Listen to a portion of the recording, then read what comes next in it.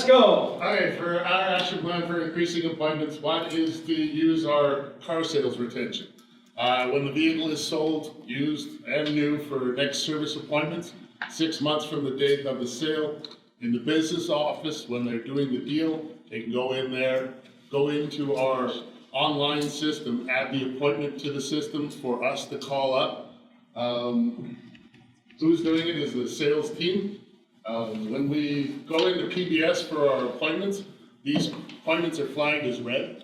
So when we go into it as advisors or as me as management, we notice whether it needs to be called. We call the customer up to a week in advance to remind them of their appointment when it's coming in.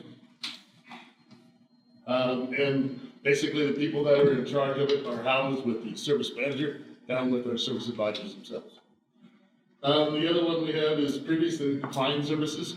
We mine our database, done by me or by my service advisors themselves.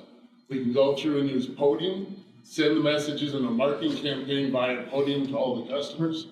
And basically goes through all the ones that are declined and deferred to make sure that we can get those customers back in and get those appointments done. Sometimes we put in a discount for them to come in to get that handled. The other one is the marketing campaign, basically for the slower months, for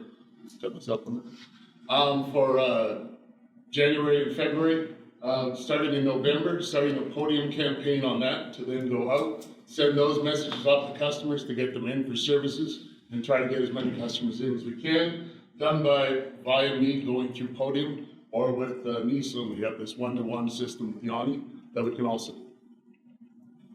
And those are our three situations that we have trying to get more appointments into the system. Okay.